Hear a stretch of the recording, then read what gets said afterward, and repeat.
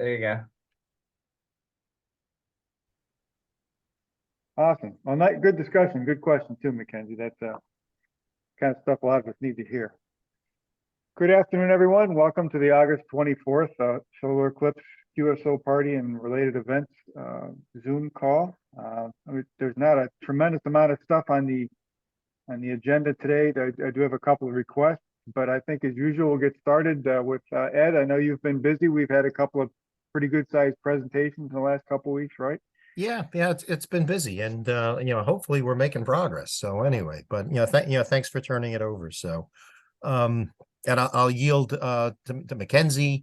I know Gary's got a quick update. Nick does not, and also Bill, I guess KATE. If you've got anything for us, I'll sort of yield some time. But just very, very quickly, where I am is that we got a really nice blurb in Spectrum Monitor, which is the sort of successor to Monitoring Times. And there was so much interest, by the fact from Ken Reese, who's the editor, that he's asked us for a story that I thought was 2,000 words, but it's actually longer than 2,000 words for the upcoming October issue. So I've turned it over to my writer-in-chief, Ron, KF7ZN.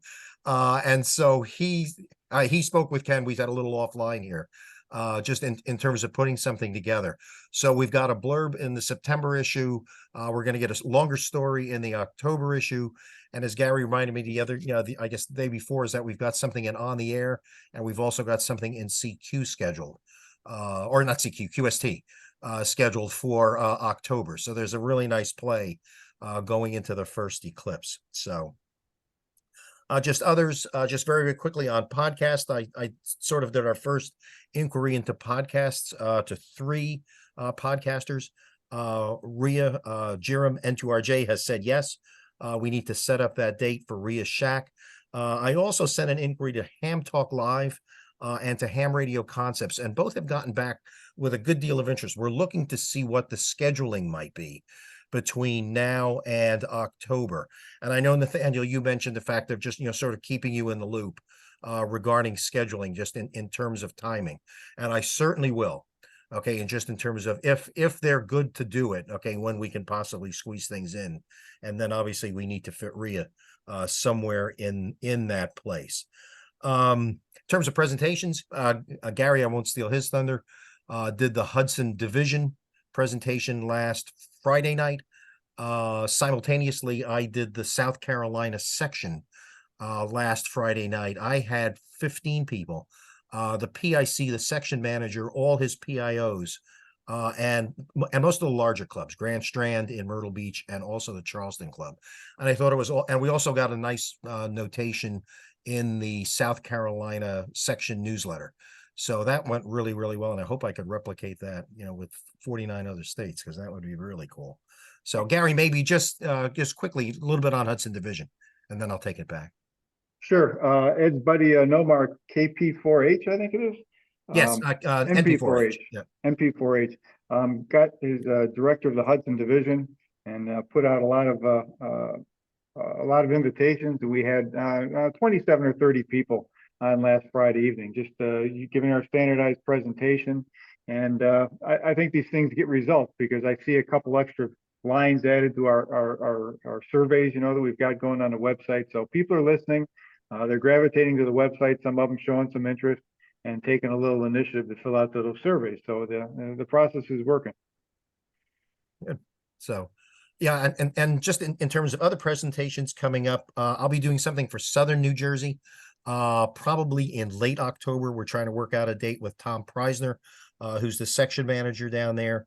I've actually taken a booking already. You'll love this, Gary, in West Palm Beach after the first of the year. So we've got, they want me in person. So, and I'm going to be in Florida. So we're going to do something on January 24th. So we're in between eclipses. And I guess just there was one other piece, I guess, that sort of fell off the Roanoke, the Roanoke division. I'm working with N2COP, Bill Marin, who's the vice director down there. Bill and I know each other through the PR committee, and he's looking to put something together, much like we did in the Hudson division, and see if we can sort of, get a little bit better interest in terms of rolling that around. Just very, very quickly on some other items, ARL related. I've got a note that I want to send out to the PR committee. on the Tuesday following Labor Day, and I've sent that over to Sierra Harrop, W5 K5DX, who's the PR director, because I want to make sure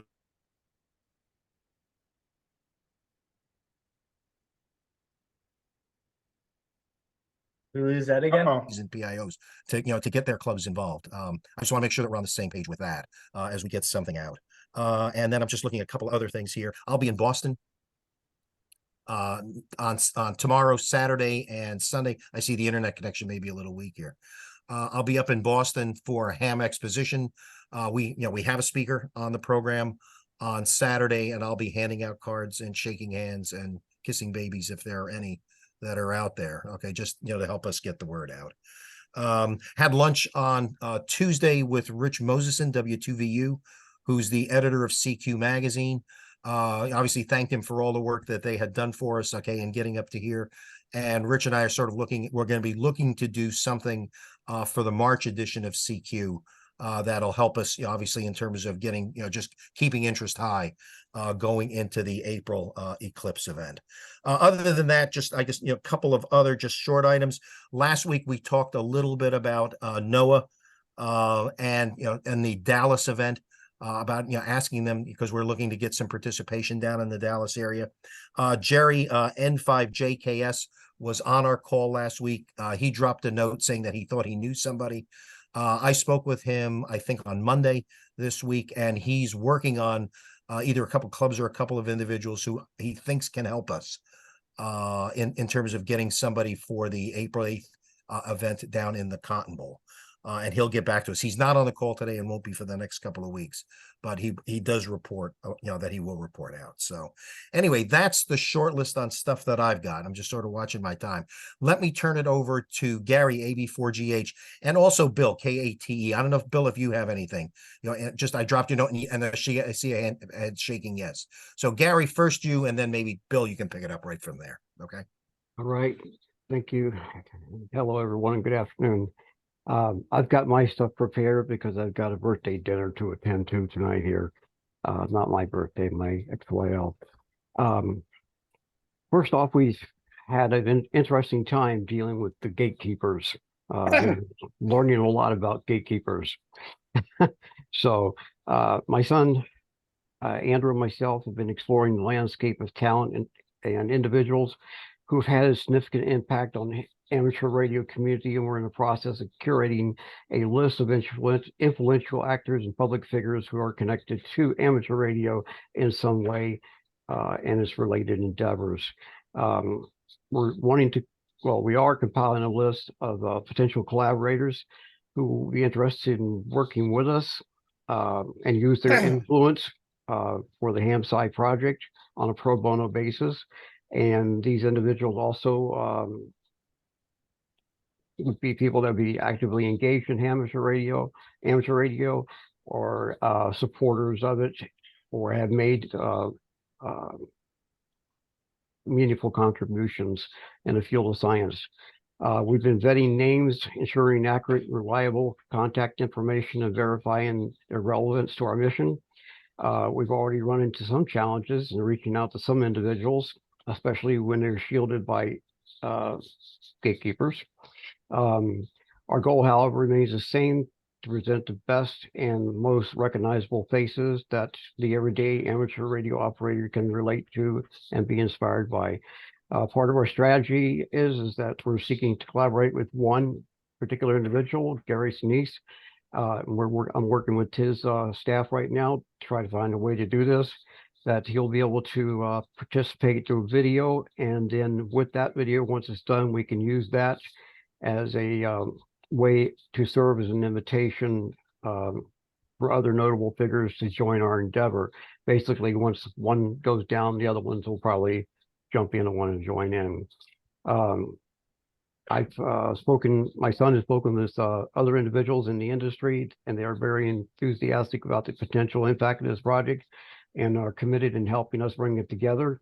And by using a diverse group of influencers who can help us promote HamSci and advance the world of radio communications, ham radio communications. Right now, so far, we've got on the list Good possibilities definitely are Bill Nye.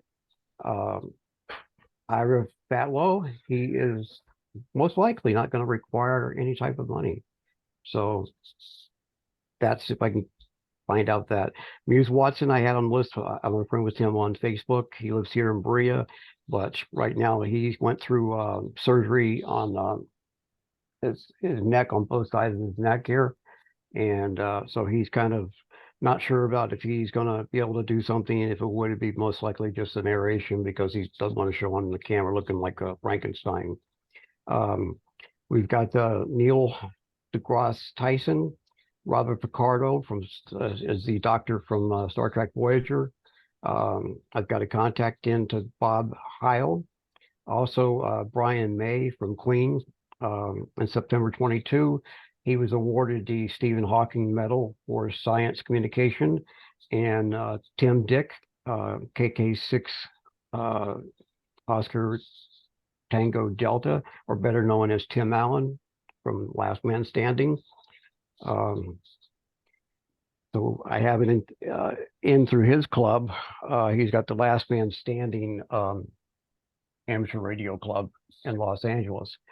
So basically that's where we're at right now. It's just trying to get through the gatekeepers and get everything put out and get some positive commitments back.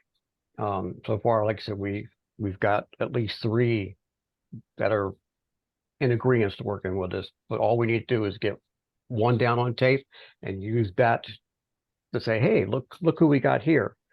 You want to jump in? So that's seems like it's going to be the way it's going to go. We've got access to what they call Backstage Database and IMDb Pro, which is the insiders to the industry for contacts, the real information that they use for casting calls of motion television, motion pictures, television, and everything else. On a local note, last Thursday, I gave a presentation to my local ham club. We had about maybe 40 people there. Since then, I've gotten some emails from they've been talking to some of their friends and on the net, and I've got some invitations from other clubs around Central Kentucky that want me to also give a presentation on September 16th. I'm doing the Richmond Ham Fest and doing a presentation. I sent an email to Gary about some additional cards, and I was thinking about a backdrop or something when my wife said, why don't you just get one of these portable projectors and project it on the screen and kind of everybody can see it then. So I looked into that, and I went ahead. I ordered one of those. It comes with a 120-inch screen. And then October 7th, scheduled to be at the Lexington Ham Fest, which is a pretty good size ham fest. And basically just trying to put it all down the list. And but right now we've just been trugging along, just trying to get the first one down on video. Once we got that, we're off and running. And that's all I've got from this side right now. Thanks, Gary. Good work. Let's hope we can get somebody. So, Bill, let me turn it over to you, KATE. Yeah. Weekend before last, we had the Rocky Mountain Division Convention, at which I gave a presentation, and I've already sent copies of that to people who attended because they wanted to show others in their local groups. We had a couple of our local TV stations, of course, with the Albuquerque Balloon Fiesta coming up, the Eclipse has been mentioned, and in 2 instances, they mentioned that ham radio would be involved in that. So we got a little bit of publicity there, and that's always good. Let's see. I gave the presentation again this past Saturday to a club known as the High Desert Amateur Radio Club. Probably about 35 people there. Some eyes lit up. Got requests for the presentation because we have links in it, and people want the links. Where can I go to Hamside? They can't drive home and remember Hamside. So anyway, getting that word out. This weekend from next, over Labor Day weekend, I'll be in Alamogordo, New Mexico, down on the border with some place called Texas. I don't know. Anyway, going to give it at their small ham fest. but it's already up on the fact that I'm going to do it on the web.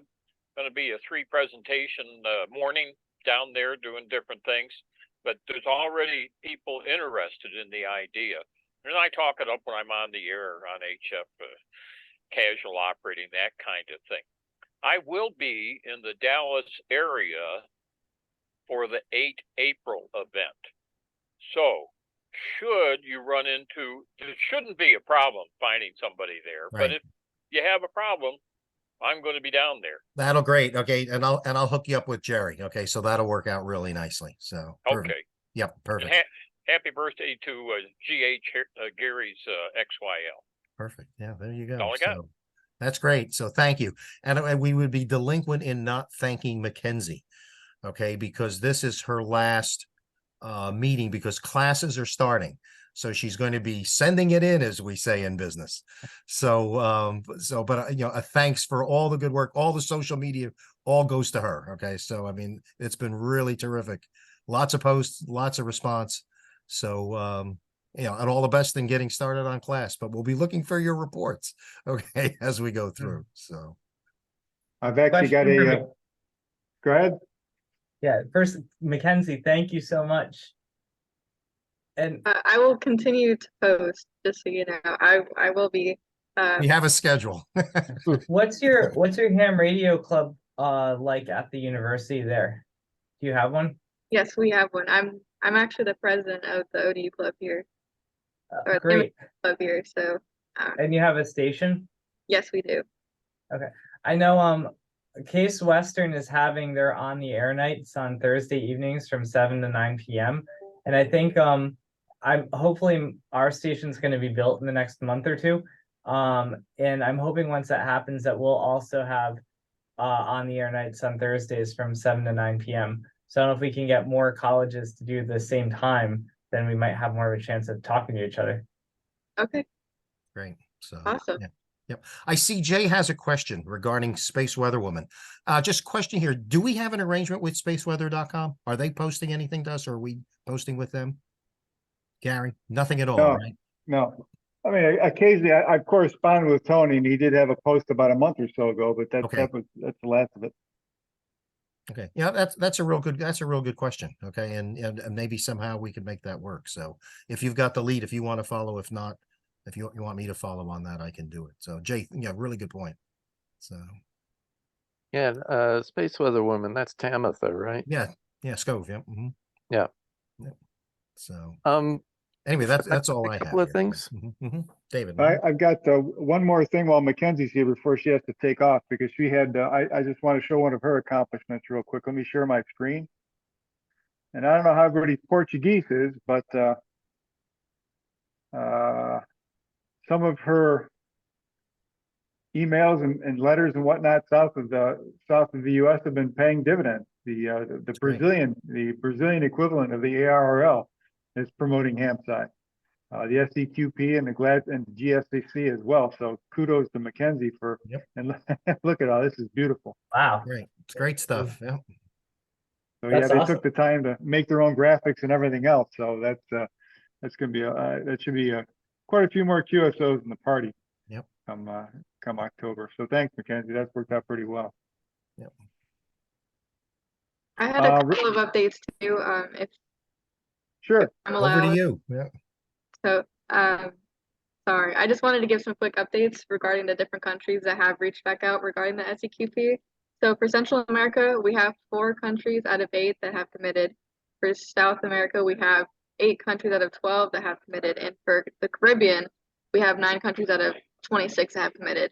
All of this is reflected back into the database that I posted on our Google Drive.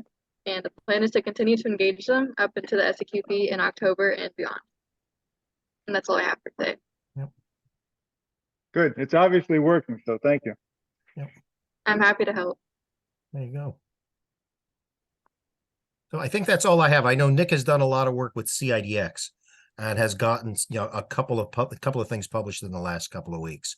So that's real good with Sheldon Harvey and that group up in Canada. So it's all good. I'll show the spectrum monitor real quick in case people aren't familiar with the publication. It's Larry and Gail Van Horn with Teak Publishing, and Ken Reese is the publisher of the Spectrum Monitor. So it's on a lot of different topics on radio reception and whatnot, Yeah, but yeah. when Ed posts, they got our ham site, we got a nice Eclipse maps in there, and then Ed's blurb about the events coming up. Yeah, it was really on short notice. I was really grateful he was able to get it in, and then from there we leveraged that into a longer story, which Ron is working on for October. So yeah, nice work. That's good. That's great Yep. to see. So that's all I have. So thank you. Okay, good. All right, a lot of positive things happening there. Let me see what else was on the agenda here real quick. I'm So- back. I had a crash here. My Zoom crashed and a whole bunch of other stuff. There was a question directed to me, I think. Ed, you were talking to me or referenced me.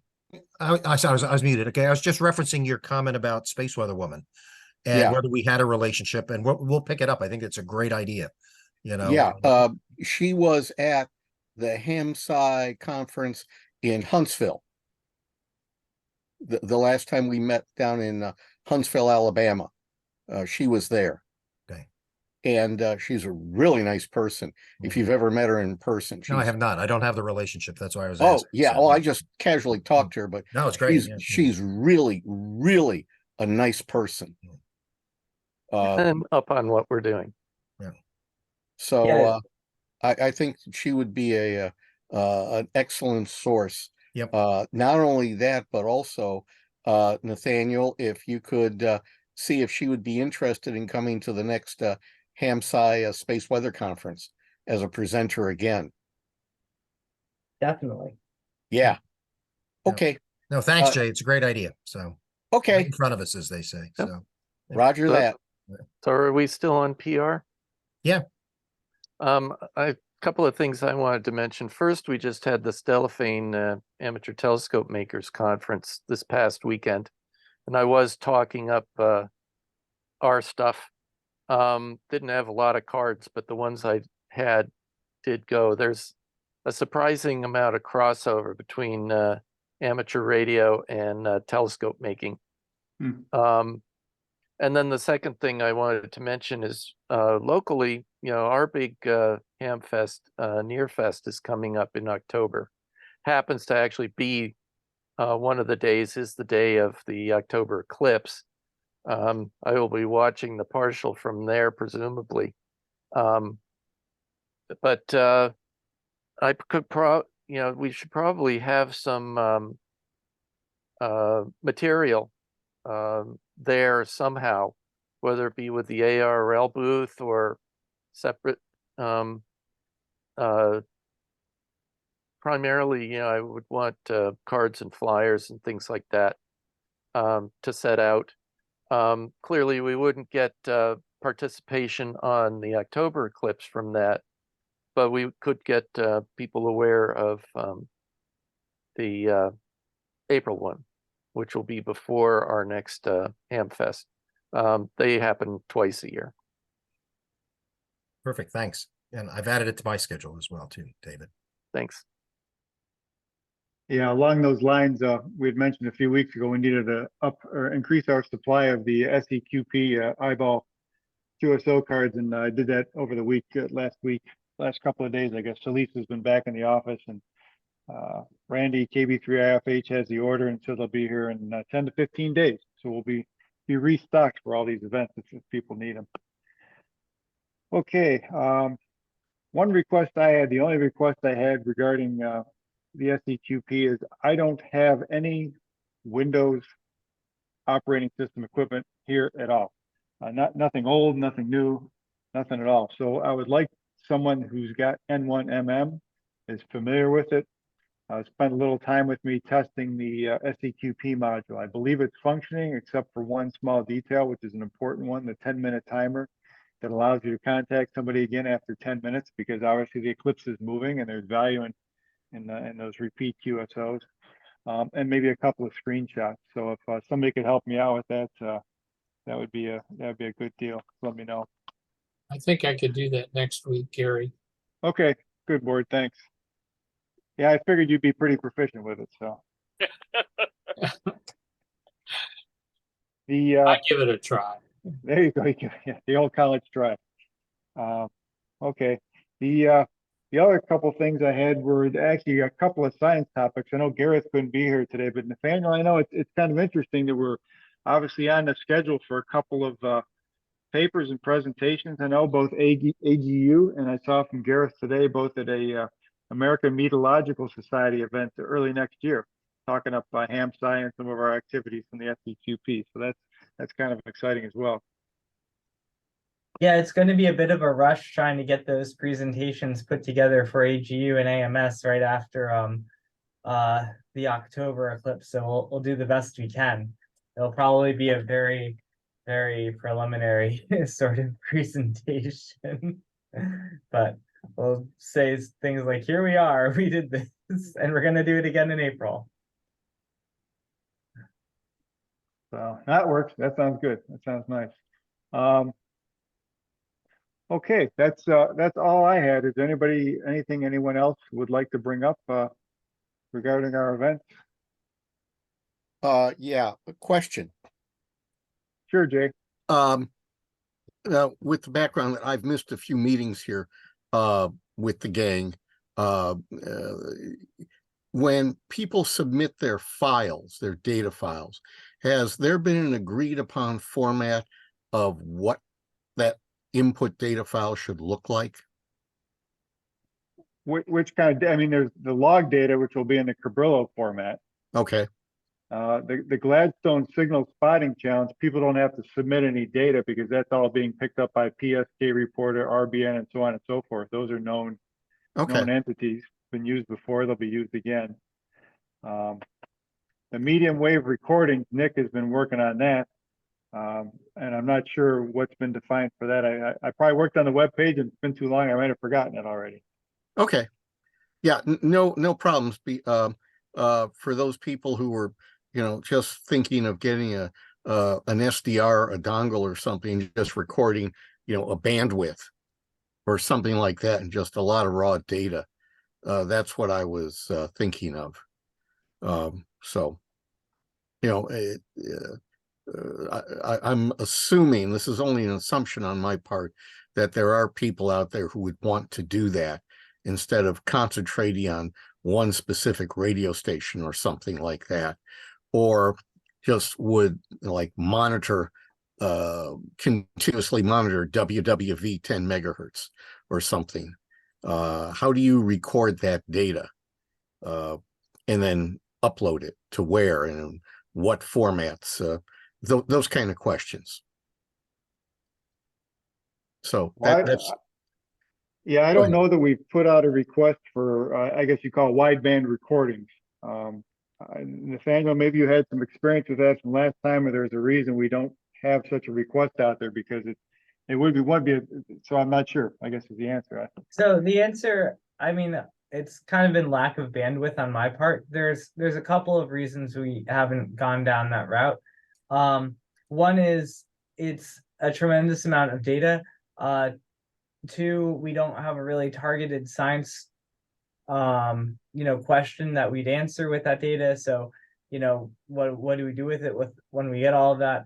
And then three, I would love to have it, and maybe this is something someone else can work on because I'm just out of time. When I was at the Dayton Hamvention, I did speak with some of the people there at the contest university, including Dave Pasco, and they said that they potentially could run the SDRs that they use for like the CQ contests. And Dave Pasco said he could potentially host all of the data and make it publicly available, which I think, and then we could have people analyze it and figure out what to do with it after. So if someone is able to take on the task of contacting the contest community or see if they can turn those on and make that happen, that'd be great. Otherwise, I'm just out of bandwidth. Yeah, my genesis on this is during especially the full eclipse, being up here in Detroit, we're planning to go down to Ohio and be Yeah. on the center line. And I just like to set up my radio in the mobile and then enjoy the Eclipse. Yeah. Put things on automatic and just get a few gigabytes of data that that could be uploaded. That would be how I personally would like to participate in the annual event.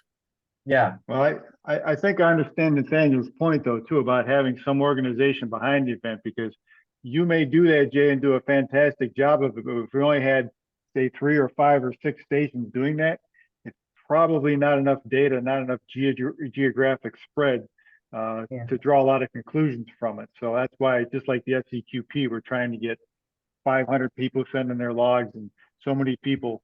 So you've got to have enough Yeah. I think participation to make it worthwhile. I think it's the sort of thing too that yeah, when I was thinking of having people post making the data publicly available from a wide network of these things, I also thought it would be cool if we had like a challenge at the ham site workshop where we said, okay, here's this data set, go all the people out there, you go see what you can find in this, and then maybe have the special session at the ham site workshop where people talk about what they found. And similarly, Jay, I mean, you're welcome if you record something like that. You're welcome to either try and analyze it and give a presentation or a poster at the ham site workshop, or we have over 850, maybe probably close to 900 people on the ham site listserv now. So some of those people are looking for things to do, and some of them might have data analysis skills. You could get on the listserv and be like, hey, I have this data set that I need help analyzing. Is there anyone who'd like to work with me on it? And Yeah. then and that might be a good route too. Yeah.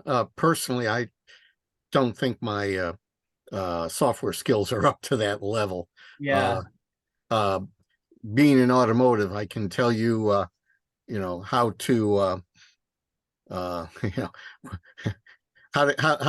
how to prevent the vehicle from killing you.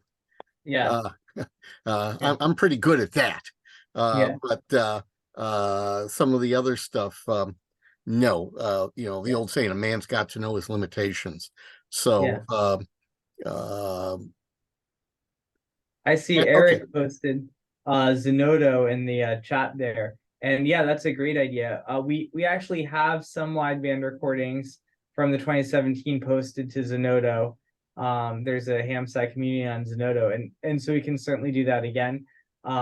It's just the limit, they have a 50 gigabyte limitation, and I know if you do the full HF band, it's like 10 terabytes a day or something like that. It's some ridiculous amount of data. Now, if you do just slice receivers, then it becomes tractable, and that's possible too. And that's essentially what we're doing with the grape receivers. Is we're saying, okay, we're going to do kind of a wideband or spectrum recording around the WWV channel, and we're collecting that.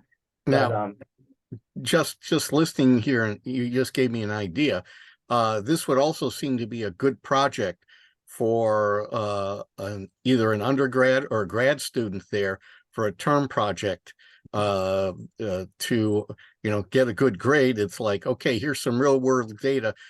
Go chew on it. Come up with something and see what you can find out. I can tell you, I can tell you that I do that already with undergrads and grad students, and I can tell you that getting anything useful out of that is much more than a 1 semester project, and I bet Mary Lou will vouch for me on that.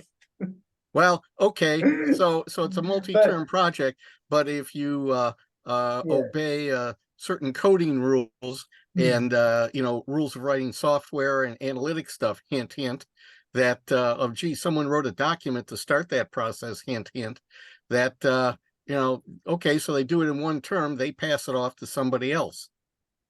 We have all that. Yeah, I mean, we should keep, if we get more students that are interested, it'd be great to pass it to them. So yeah.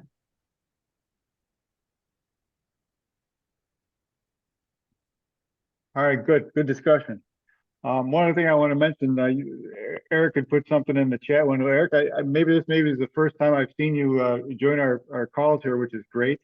I also took a quick look at your QRZ page and see that you run a whisper beacon from there in New Mexico too. So that's fantastic. That's exactly the kind of data that we need. Whisper, FFT4W, and whatnot provides a tremendous amount of value. So thank you for participating in that way, shape, or form.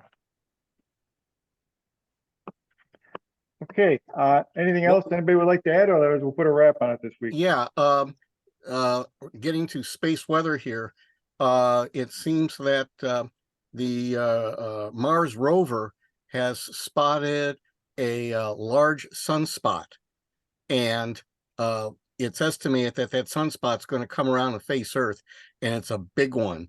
So there might be an opportunity here. Well, what may happen is we may get some coronal mass ejections or other stuff that are going to hit us.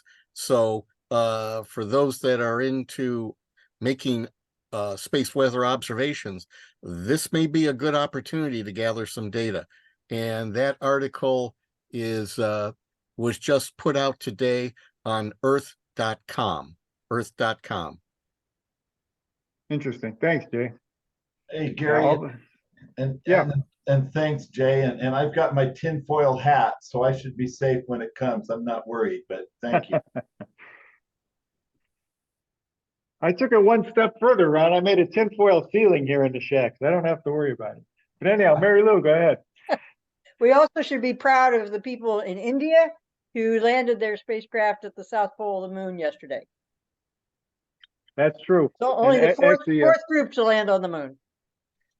Mackenzie was going to put a post on our Hamside Facebook page congratulating for that very reason. So you're right. Yeah, they work hard on that.